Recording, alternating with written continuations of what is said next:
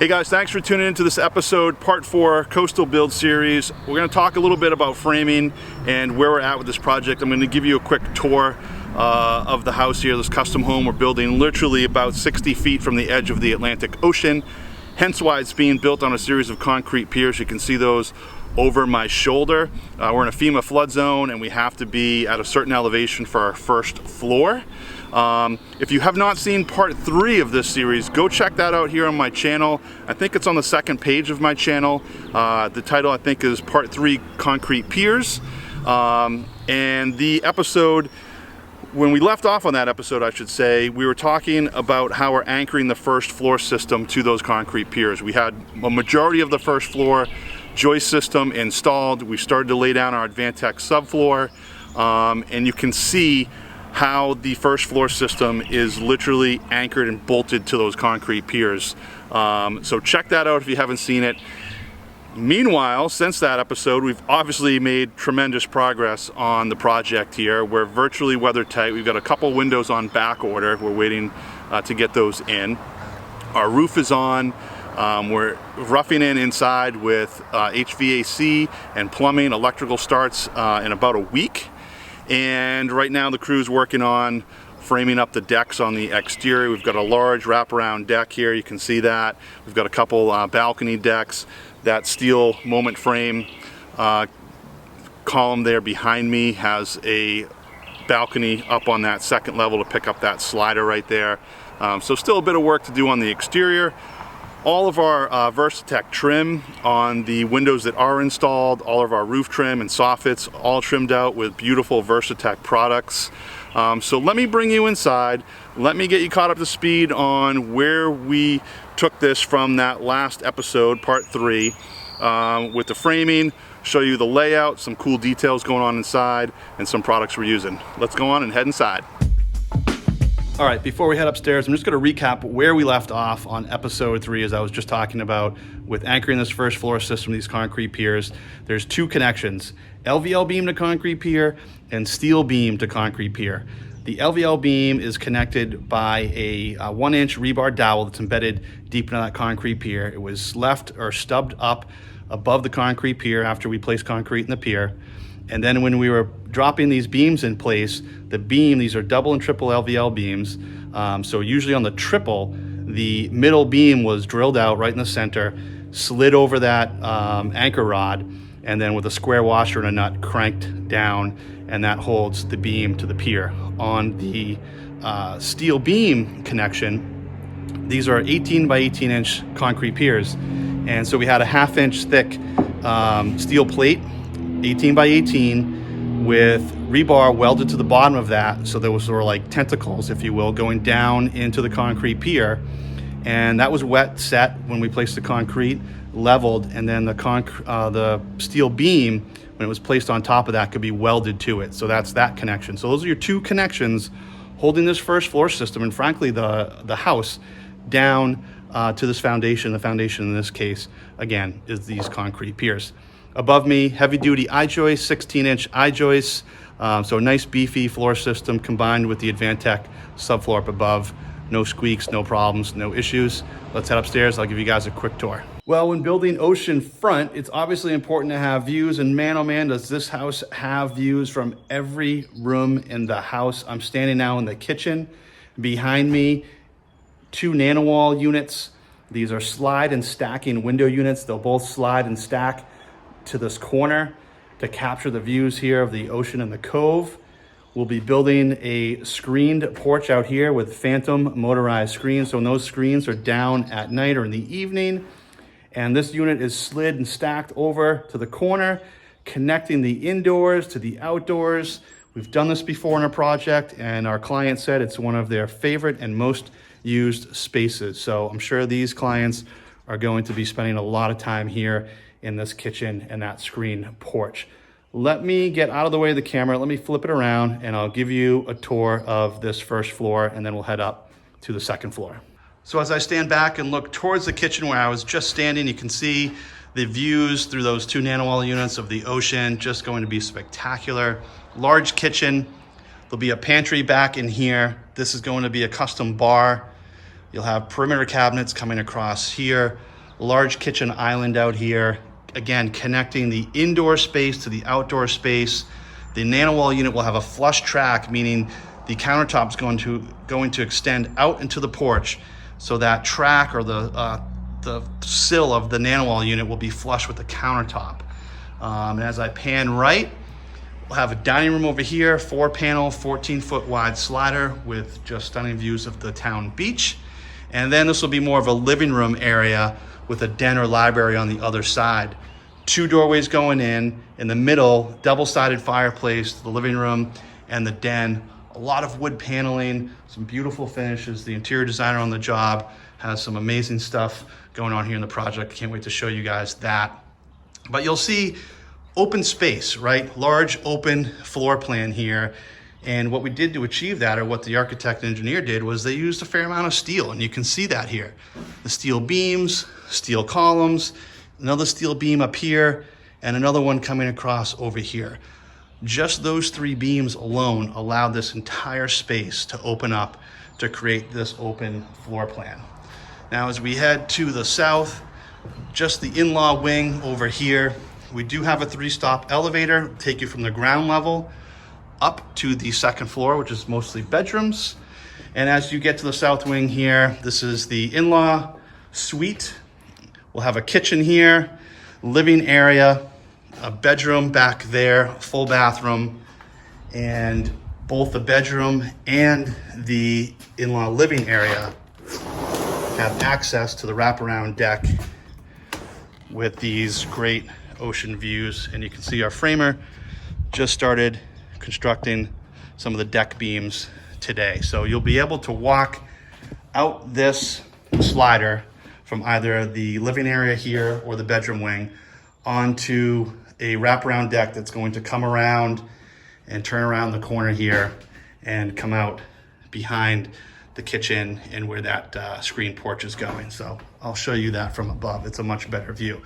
But as we head upstairs, we've got a large window in the stairwell letting in a lot of light. We'll have all wood paneling in here. This is going to be a very dramatic, beautiful staircase coming up. Probably some Chippendale railing inserts in between some of the newel posts. But as we come up here, we'll have a closet, and then the master bedroom suite is right here with another 14-foot sliding panel unit with just amazing views of the ocean and the town beach. So that I-beam out there is going to be framed up, packed out, and joists carried back to the 2nd floor here. So this master bedroom will have an amazing balcony deck. It will be about a 20 by 20 balcony deck. So this is pretty much the view as our clients will be waking up in the morning looking out at the cove and the beach. That deck's going to be spectacular. Large custom master bathroom, his and her closets. Down on the north wing of the house, we've got a laundry room. We'll have a rainbow pull down attic stair system. We got a ton of space up in the attic. And then this is the boys' bunk room. We're doing custom bunk beds here. And if you notice, we framed down the ceiling here.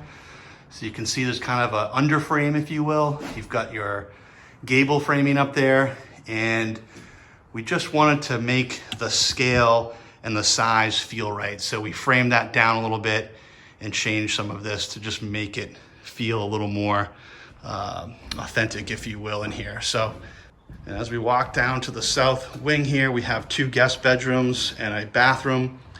Both bedrooms have individual balcony decks. They're not very big, but enough to put a small chair. You can see we've already got our rubber membrane down. We'll have a railing system out here, and the deck will be big enough to, you know, put a chair or 2 on, or sit out there, read a book, have your morning coffee, enjoy that view. Great views, again, from this bedroom looking out at the cove, and you can see we've made some pretty good progress on framing that first floor deck off the kitchen. Again, off that I-beam, another joist system coming back into the house to accommodate that second floor master balcony deck. So, and a few other things to point out. We're using Zips R sheathing. This is an R3 sheathing just to get a little bit of a thermal break from the outside and to stop that transfer of cold air to our studs. So this is a 1/2 inch of foam applied behind their 7/16 inch green sheathing. You can see that right there. And we're also using Huber's stretch tape for our window pans. And what we like to do is bevel the sill. You can see here we use 2 sills, and the top sill is flat and then it's beveled. So we have positive drainage going from about the middle of the sill out. So we don't have to worry about water backing up into the house shall there be any sort of moisture or leak. And we've got our hold downs underway. Got a lot of hold downs on this project, obviously within the zone that we're in. All of those are in place. Our mechanicals are underway. You can see we've got our returns in place. Returns up high, supplies down low. Spray painted black, so those will just kind of blend in after the grill is applied. And our plumbing is underway. We've got all of our vent piping installed, and the plumbers are very close to starting running our hot and cold water pipes. And one thing I just want to point out as we head downstairs is the level of detail that I hold my subcontractors accountable to. This is why I like working with specific subcontractors that know and understand our system. For instance, this return, you can see it's offset there. And the reason for that is we've got a closet door here, so you have a wall from here to here. And that grill, when it's installed, will be centered on that wall. And you can see that's the case in a lot of areas. That one's perfectly centered. Same thing here between the door opening and the inside corner, centered. So it's that level of detail and attention that we really strive for and appreciate with our subcontractor team. In this case, you have an inside corner to inside corner, and that is dead center. So all of this, where does this come from, right? This goes into planning through meetings and planning with our interior designer and architect and our clients to make sure that we're catching these things before it's too late. Now, we use Andersen windows a lot, often the A series. This is the first time I've used the A series triple glaze, a triple pane window with a U factor of 0.26. So this is a very efficient window. I'm very impressed with this unit so far. I have not seen it in person yet. It's not that beefy, which is what I really like about it. I've seen a lot of triple pane glazed windows that are really beefy. Some of the details around the sash are very thick and wide.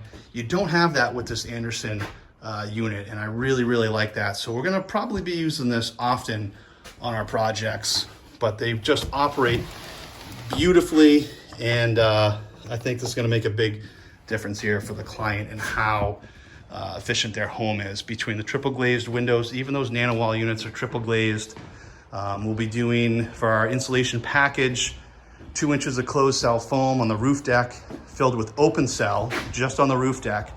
And then all of our exterior walls will be mineral wool with a one-way perm interior control layer, vapor barrier, if you will. And then the underside of this floor system will be 2 inches of closed cell and filled with open. So we're gonna have a nice, efficient, and well insulated home here with those triple glazed units. Even the doors is gonna make a big difference. And on the exterior of the house, you can see beautiful Versatex products throughout the exterior. All of our soffits is a 1x6 WP4 blind nailed. We've got 5/4x4 casing around the windows, 2-inch historic sill, and a combination of like 1x8, 1x4 is our fascia. Just looking super sharp. very low maintenance. Clients are going to be very thrilled with Versatex, as all my clients are when we use Versatex products. Framing is underway, 2x12 PT. It's got some big beams going in here, and things are moving along. Once we get the framing underway, or wrapped up, I should say, for the deck, we'll be putting 5/4x6 Ipe decking down, face screwed. Don't like to use blind fastening system here along the ocean between the ocean air and the UV damage. I've not found a system that works well to prevent cupping of the Ipe when you get to those wider 5.5-inch widths. So face screwing with some 3/16 stainless steel screws, nice straight lines, going to look gorgeous. But things are really coming along here in the project. Very happy with the craftsmanship of my entire team. Well, I hope you guys enjoyed this episode and a tour of this custom home we're building right along the ocean here in beautiful Rhode Island. I think moving forward on this project, I'm going to dedicate an episode to each individual trade. In other words, we're going to talk in detail about HVAC, electrical, low voltage, home automation, and so forth. We're going to talk about the finishes on this project. The interior design team has some incredible things spec'd out for this project. Custom cabinetry throughout, wall paneling, white oak beams throughout that open floor on the kitchen, dining, living room area that I showed you. Just a lot of beautiful details here in the house, and we're going to talk about that a little bit. So make sure you're staying tuned here to our channel. New content every Wednesday. If you're not already following me on Instagram, please give me a follow, WKP_construction, and we'll see you guys soon right here on The Build Show.